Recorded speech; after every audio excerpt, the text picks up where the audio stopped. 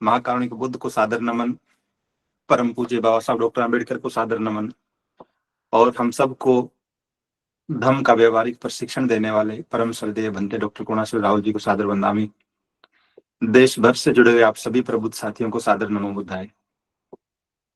जैसा कि पिछले कई दिनों से चर्चा चल रही है कि धम्म भूमि किस तरह से देश के नागरिकों का, समाज बंधुओं का जीवन श्रेष्ठ बनाने का काम कर रही है, उसी कड़ी में आज हम इस विषय पर बात कर रहे हैं कि किस तरह से मनुष्य के मन के भीतर जो क्रोध उत्पन्न होता है उसका नाश करके और हम अपने व्यक्तित्व को, अपने चरित्र को श्रेष्ठ बना सकते हैं।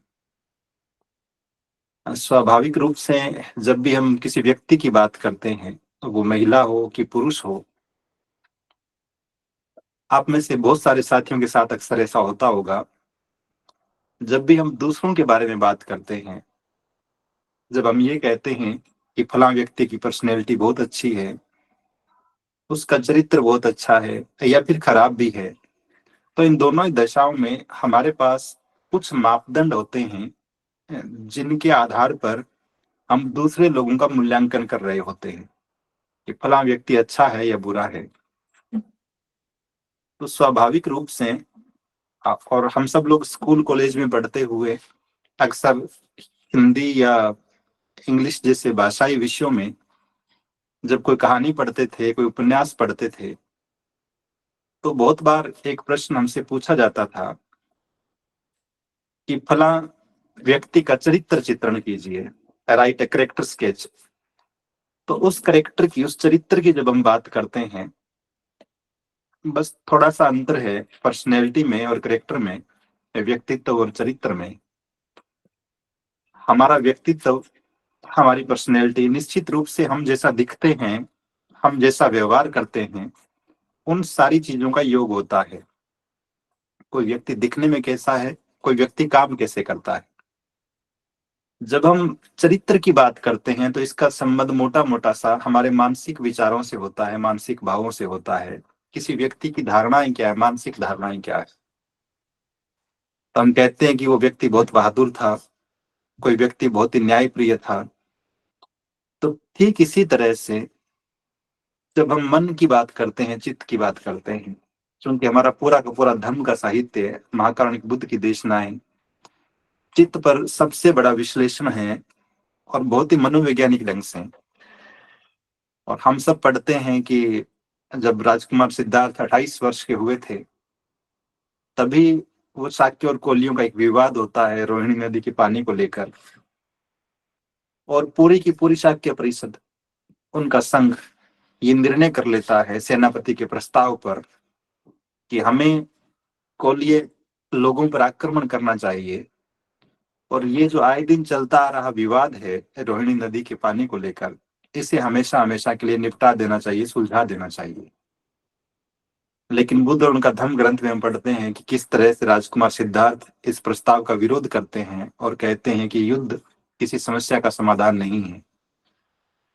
लेकिन वो देखते हैं, इस बात को बार बार महसूस करते हैं कि न केवल शाक्य संघ के लोग बल्कि चारों तरफ समाज के दूसरे लोग भी हिंसा की इस प्रवृत्ति के शिकार थे, और हिंसा इस वजह से क्योंकि मन में क्रोध उत्पन्न हो रहा था।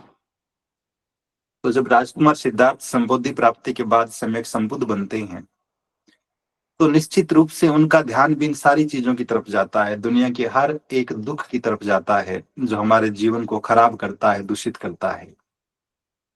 और वहीं से हम पढ़ते हैं कि शुरुआत होती है धम्म चक्र परिवर्तन के समय।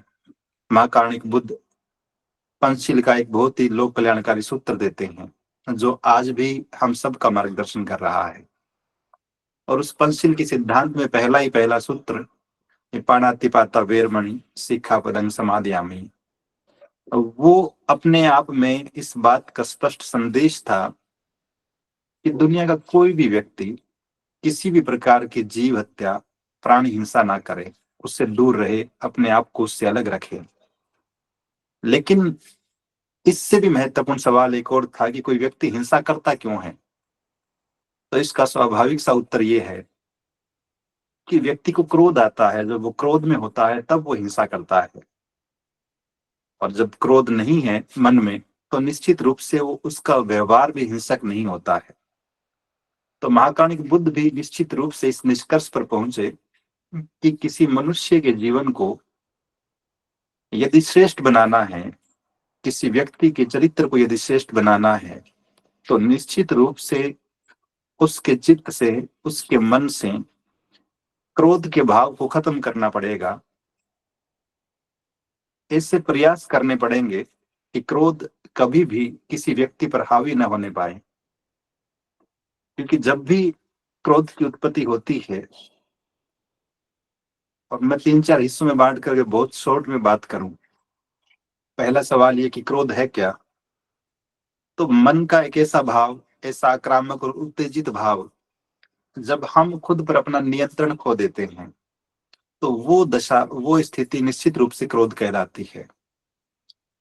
अब क्रोध के कारण क्या है, अगर हम थोड़ी सी इस पे बात करें।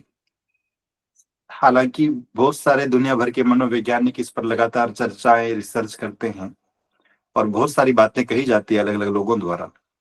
लेकिन मोटी मोटी सी 3-4 चीजें व्यवहारिक रूप से हम देखते हैं आसपास। सरदेव बनते जी भी अक्सर जिक्र करते हैं अपने देशनाओं में, हम सुनते हैं, पढ़ते हैं।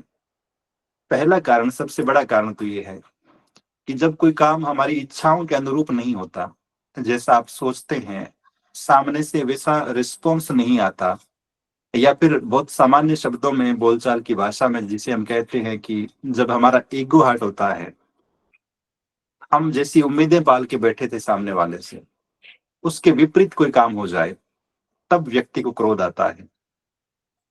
जब कोई हमें ठेस पहुंचा दे, हानि पहुंचा दे, तो चोट पहुंचा दे, तब भी हमें क्रोध आता है। वो हमें पहुंचा दे या फिर जिस वस्तु पर, जिस प्रॉपर्टी पर हमारा स्वामित्व है, अगर कोई उसे ठेस पहुंचाता है, उसे चोट पहुंचाता है, तब भी गुस्सा आता है। आप सड़क पे जा रहे थे, आपकी बाइक को किसी ने टक्कर मार दी, आप सड़क पर जा रहे थे, आपकी कार को किसी दूसरे ने टक्कर मार दी, तो निश्चित रूप से व्यक्ति को क्रोध आता है और फिर वो क्रोध फूट भी पड़ता है। लेकिन वही नुकसान खुद से हो जाए, आप खुद ड्राइविंग कर रहे थे, आपकी कार जो है किसी दीवार से टकरा गई, तब आपको गुस्से की बजाय, क्रोध की बजाय दुख ज्यादा होता है कि ये मुझसे क्या हो गया। तो सामने से जब किसी प्रकार की चोट पहुंचती है, ठेस पहुंचती है हमारे विचारों को, हमारी भावनाओं को, तब हम क्रोधित हो जाते हैं। एक कारण ये भी है कि जब कोई व्यक्ति भयभीत होता है, डरा हुआ होता है, तो डर में हम क्रोधित होते हैं। कमरे में सांप घुस जाए, अब ये डर, ये भय कि हमें काट न ले, हमसे लाठी उठवा देता है और हम उसे मारने के लिए दौड़ पड़ते हैं। कई बार इस बात का भय कि सामने आने वाला व्यक्ति मेरा दुश्मन है, मुझ पे हमला ना कर दे, हम उस पे हमला कर बैठते हैं। और ये बात दो देशों के मामले में भी लागू होती है कि फला देश हम पे आक्रमण ना कर दे, इसलिए हम पहले उस पे आक्रमण कर देते हैं। तो ये जो पारस्परिक भय है एक दूसरे का, ये भी निश्चित रूप से हमें आक्रामक बनाता है, क्रोधित बनाता है, और फिर हमारा व्यवहार जो हिंसा पे बन जाता है। कई बार जब मन में कोई लालच होता है, किसी चीज की लूटपाट का या कोई भी और कारण से, तब भी व्यक्ति क्रोधित हो जाता है। जब आप निंदा सुनते हैं खुद की, दूसरे लोग आपके बारे में झूठी अफवाहें उड़ा रहे होते हैं, तब भी आप गुस्से से भर जाते हैं, क्रोध से भर जाते हैं। तो अलग अलग समय काल और परिस्थिति में अलग अलग कारण हो सकते हैं। लेकिन मोटी मोटी सी बात है ये कि जब भी सामान्य परिस्थितियों के उलट कुछ भी असामान्य होता है, तब तब क्रोध की उत्पत्ति होती है, क्रोध का जन्म होता है हमारे मन में। फिर इस क्रोध को मोटा मोटा सब 3 प्रकार का बताते हैं बहुत सारे मनोवैज्ञानिक। एक क्रोध है जिसे हम निष्क्रिय क्रोध कहते हैं। एक बच्चा अपने माँ बाप पे गुस्सा करता है, उसे मोबाइल नहीं दिलाया गया, उसे मोबाइल देखने नहीं दिया गया, उसे टीवी नहीं देखने दिया गया, इस बात से क्रोधित होकर वो चुपचाप सो जाता है कि मैं आज खाना नहीं खाऊंगा, आज खाना नहीं खाऊंगी। वो माँ बाप की बातें बहुत गुस्से में तो है, लेकिन सुनता नहीं है, इग्नोर करने लगता है। तो इस तरह का जो क्रोध है उसे हम कहते हैं कि निष्क्रिय क्रोध था। कई बार दूसरा जो प्रकार है उसे हम आक्रामक क्रोध कहते हैं। जब क्रोधित होकर कोई व्यक्ति किसी को धमकाने लगता है या फिर हिंसा करने लगता है, दूसरों की चीजों को या खुद की चीजों को तोड़ने फोड़ने लगता है, तो उसे हम कहते हैं कि आक्रामक प्रकार का क्रोध है। कई बार ऐसा भी होता है कि गुस्से में, क्रोध में ऐसा व्यक्ति किसी दूसरे को तो चोट नहीं पहुंचाता है, लेकिन गुस्से में घर से निकल पड़ता है बहुत तेज गति से कार चलाते हुए और बहुत तेज गति से बाइक चलाते हुए। अब वो नहीं जानता कि इस क्रोध का रिजल्ट क्या होगा, कई बार खुद को ही नुकसान पहुंचा लेता है। और तीसरा और आखिरी प्रकार है क्रोध का, जिसे मनोवैज्ञानिक जो है मुखर क्रोध कहते हैं, जिसमें हम छोटी छोटी सजाएं देते हैं। जैसे किसी अध्यापक का किसी बच्चे को ये कहना कि मुर्गे बन जाओ, हाथ ऊपर करके खड़े हो जाओ। तो इस तरह से स्पष्ट रूप से लेकिन संतुलित ढंग से अपने क्रोध की अभिव्यक्ति कर देना। सदैव बनते जी ये भी अक्सर साझा करते हैं कि क्रोध करने वाले व्यक्ति के लक्षण क्या होते हैं, और ये बिल्कुल स्वाभाविक बात है। बनते जी एक सुंदर सा उदाहरण भी देते हैं कि जब आप फिल्में देखते हैं तो उसका जो विलेन है, खलनायक है, वो जब स्क्रीन पे आता है तो निश्चित रूप से उसका चेहरा देखते ही हम समझ जाते हैं कि ये व्यक्ति इतना क्रोधित नजर आ रहा है, उसके चेहरे के हाव भाव ऐसे नजर आते हैं कि हम समझ जाते हैं कि खलनायक की भूमिका में निश्चित रूप से यही है। और बहुत सामान्य से लक्षण यही है कि उस व्यक्ति जो गुस्से में होगा, जो क्रोधित होगा, उसकी हार्ट रेट बढ़ जाती है, आंखें फैल जाएगी, चेहरा खिंचा हुआ दिखाई देगा। तो ये सारी चीजें इस बात को बताती है। कई बार तो जबान भी लड़खड़ाने लगती है बोलते बोलते। तो हम समझ जाते हैं कि सामने वाला व्यक्ति जो है गुस्से में है, क्रोध में है। और बहुत समझदार मनुष्य नहीं, क्लास के छोटे छोटे बच्चे भी इस बात को भांप जाते हैं कि आज सर या मैडम जो है गुस्से में है। मन ही मन सोचने लगते होंगे कि आज घर से लड़ाई करके आए हैं। अब यदि हम इसके परिणामों की बात करेंगे कि क्रोध के परिणाम क्या निकलते हैं, तो सबसे बड़ा नुकसान तो ये है कि व्यक्ति हिंसा करने लगता है। वो खुद को चोट पहुंचा सकता है, दूसरों को चोट पहुंचा सकता है, वस्तुओं को चोट पहुंचा सकता है, हत्याएं तक कर देता है। फिर ये है कि हमारे आपसी संबंध भी खराब होते हैं।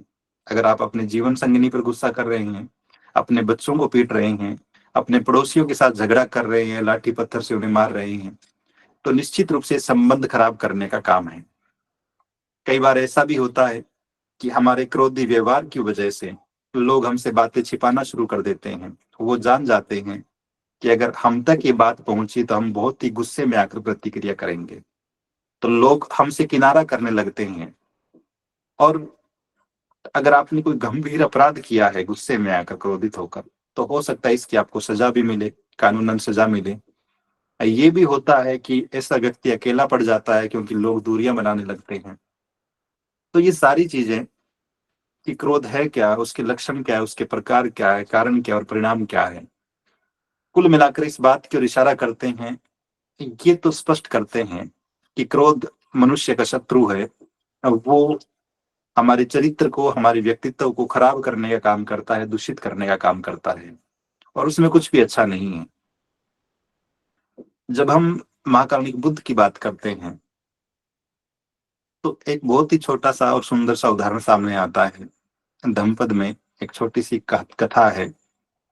लिखा है कि आलवी नाम की एक जगह पर कोई व्यक्ति रहता था। एक बार उसे अपनी एक कुटिया का निर्माण करना था। अपनी उस कुटिया के निर्माण के लिए स्वाभाविक रूप से उसे लकड़ियों की जरूरत थी। तो वो कुल्हाड़ी लेकर चलता है जंगल में और सोचता है किसी पेड़ को काट कर लाऊंगा। फिर जंगल में जाकर वो एक पेड़ को पसंद करता है कि ये वाला ठीक है, इसकी लकड़ियां भी अच्छी है, ये मेरे काम आएगी। लेकिन जब वो उस पेड़ को काटने के लिए पास में जाता है तो पता लगता है कि उसी पेड़ के बिल्कुल नीचे और उसके तने को आधार बनाकर एक झोंपड़ी वहां बनी हुई थी, जहाँ एक महिला निवास कर रही थी। वो महिला मना करती है कि ये पेड़ तो एक तरह से मेरा आवास है, मेरा निवास स्थान है, इसको मत काटिए। लेकिन वो व्यक्ति भी बड़ा जिद्दी था। उसको लगा कि मेरी जो जरूरत है वो तो पूरी होनी ही चाहिए। तो वो गुस्से में कहता है कि तुम किनारे हो जाओ, यहाँ से हट जाओ, मैं इस पेड़ को काटूंगा और इसकी लकड़ी जरूर लेकर जाऊंगा।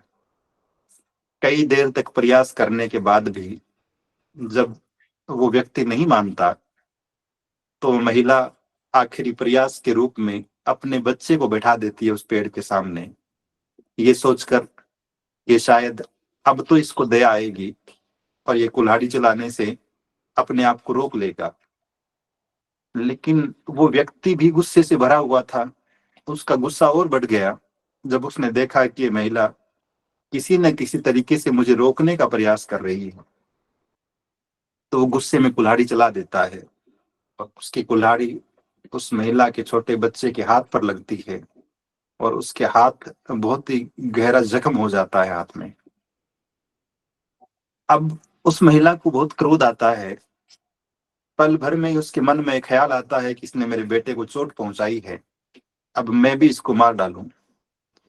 लेकिन चूंकि वो महिला शीलवान थी, सदाचारी थी, माँ कारुणिक बुद्ध की शिक्षाओं से परिचित थी बेहतर ढंग से, और निरंतर पंचशील को अपने आचरण में उतारने का अभ्यास कर रही थी, वो रोक लेती है अपने आप को हिंसा करने से और सोचती है कि मुझे क्रोध नहीं करना चाहिए, मुझे हिंसा नहीं करनी चाहिए।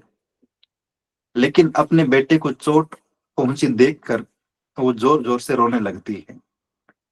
वो पेड़ काटने वाला तो वहां से चला जाता है, लेकिन ये महिला बहुत दुखी मन से महाकारुणिक बुद्ध के पास जाती है और बताती है कि आज मेरे साथ ऐसा हुआ। एक व्यक्ति पेड़ काटने के लिए आया, जब मैंने मना किया, अपने बेटे को पेड़ के आगे बैठा दिया, तो उसने बेटे को भी चोट पहुंचा दी अपनी कुल्हाड़ी से।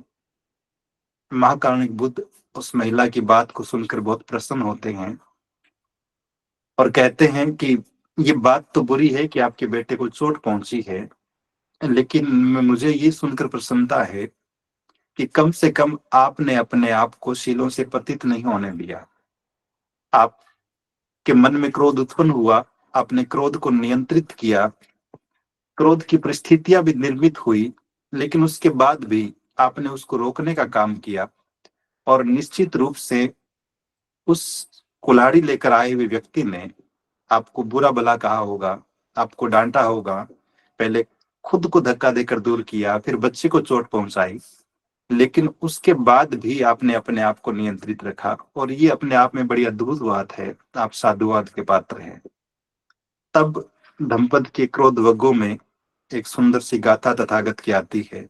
तथागत कहते हैं कि जो चढ़े हुए क्रोध को, अपने चित्त में बैठे हुए क्रोध को किसी दौड़ते हुए रथ की भांति रोक लेता है, रोक लेती है, मैं उसी को सारथी कहता हूँ।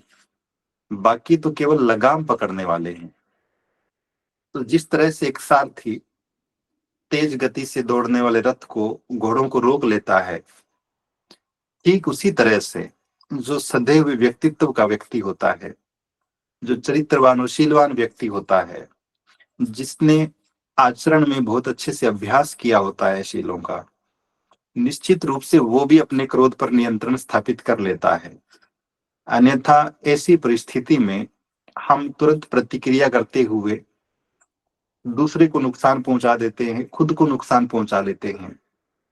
तो महाकारुणिक बुद्ध उस व्यक्ति की तुलना जो क्रोध को रोकने में सक्षम है उसकी सारथी से करते हैं और कहते हैं कि ऐसा व्यक्ति ही सही मायने में सुखी रह सकता है। एक और बड़ा रोचक सा प्रसंग आता है, कथा दी हुई है।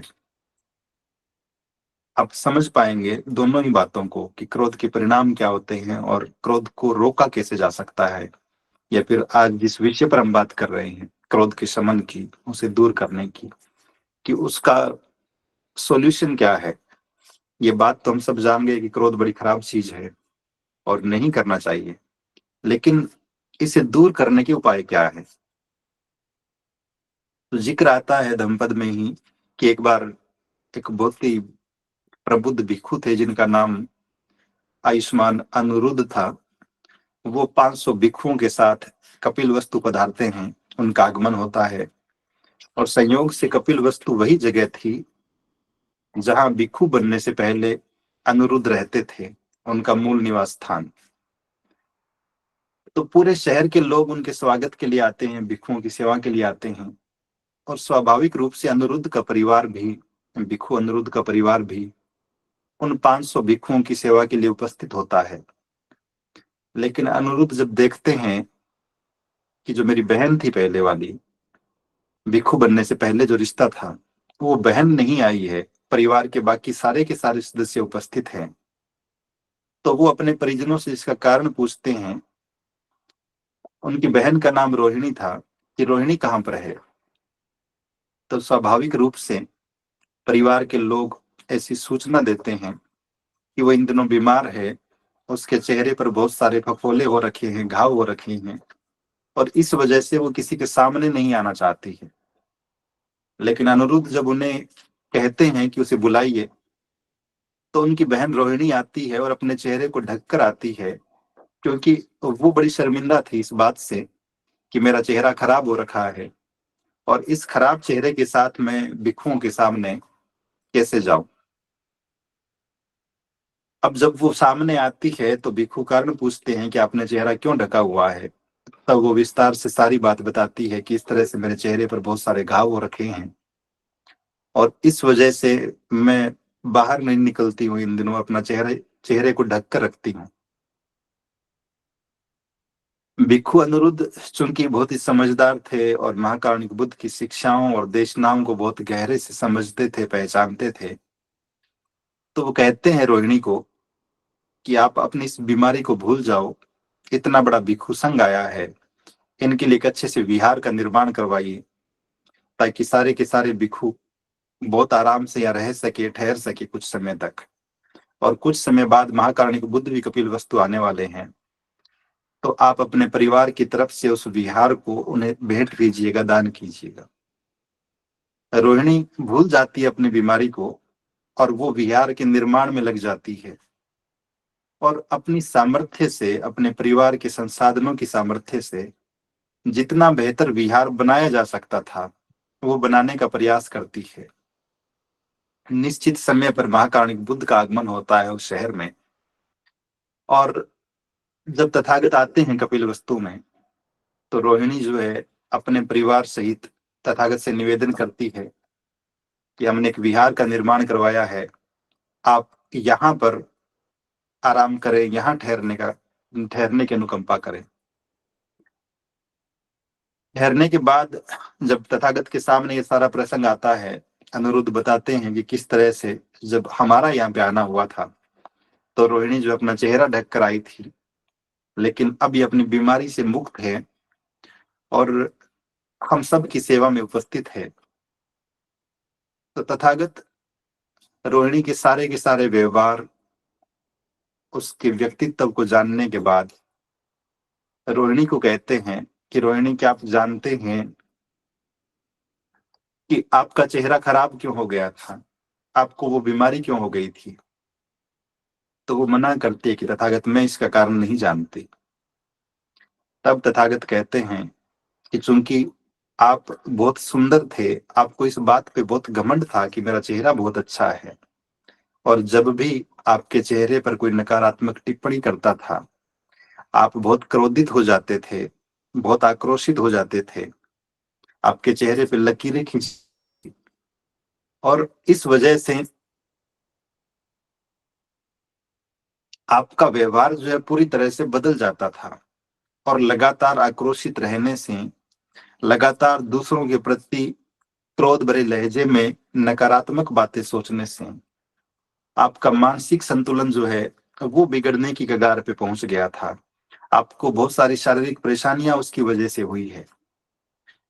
तो रोहिणी बड़े आश्चर्य से पूछती है कि तथागत, ये बात तो ठीक है कि मेरे क्रोध करने की वजह से मुझे शारीरिक और मानसिक परेशानियां हुई है, लेकिन फिर ये ठीक कैसे हो गई।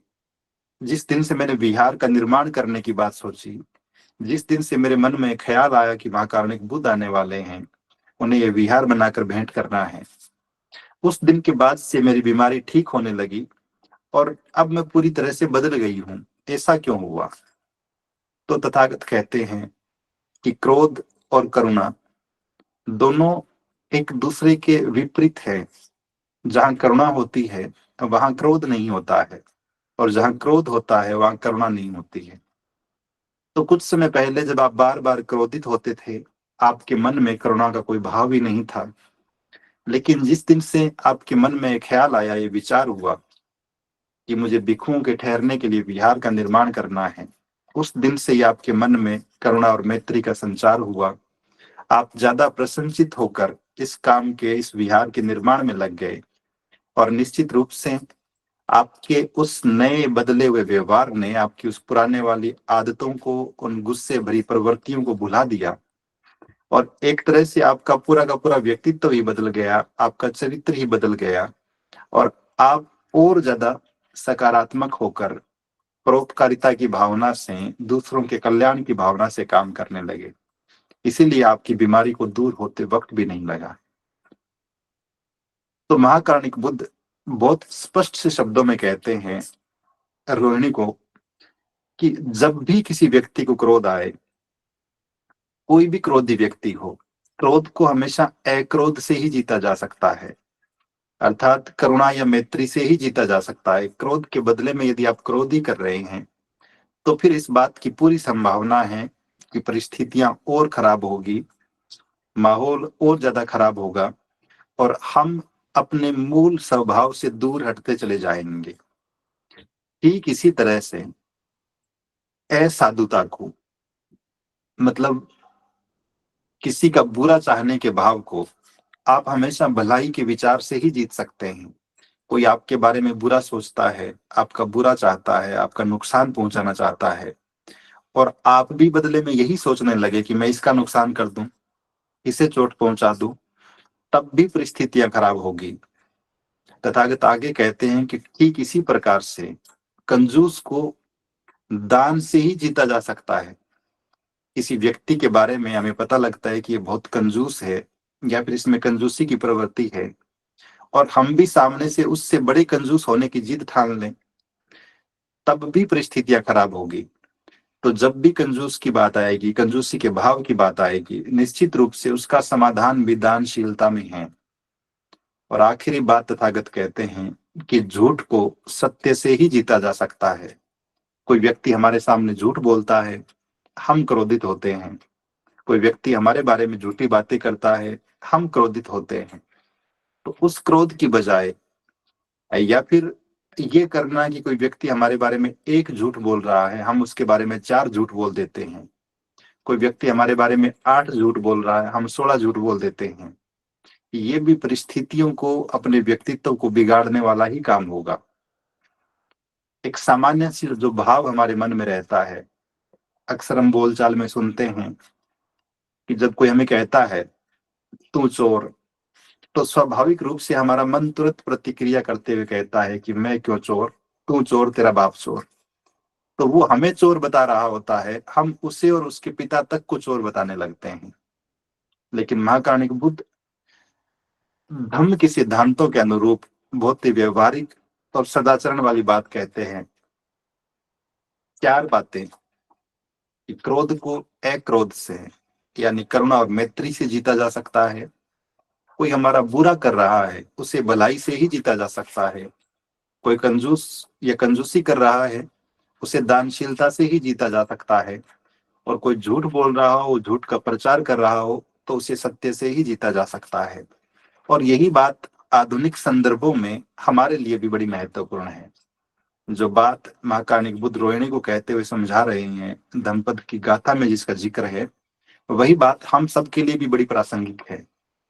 क्योंकि जब जब हम खराब प्रतिक्रियाएं करते हैं, आक्रोशित होकर, बहुत ही गुस्से में आकर, बहुत ही क्रोध से भरकर प्रतिक्रिया करते हैं, तब तब हम खुद का नुकसान करते हैं, सामाजिक संबंधों का नुकसान करते हैं, और हो न हो पूरे के पूरे समाज का वातावरण दूषित करने का काम करते हैं। आपको आस पड़ोस में कितने ही उदाहरण मिल जाएंगे इस बात के कि हम क्रोध को यदि सही दिशा की तरफ डाइवर्ट नहीं करेंगे, यदि उसका तुरंत उपचार नहीं करेंगे, तुरंत समाधान नहीं करेंगे, छोटे छोटे परिणाम जो हम देखते हैं, एक व्यक्ति को जो पहली बार गुस्सा आया, उसने किसी को गालियां दी। उसी को जब दूसरी बार क्रोध आया, गुस्सा आया, उसने किसी को थप्पड़ मारने का काम किया। उसी को जब तीसरी बार गुस्सा या क्रोध आया, उसने किसी को लाठी मारने का काम किया। चौथी बार जब गुस्सा आया तो उसने किसी को चाकू मारने का काम किया।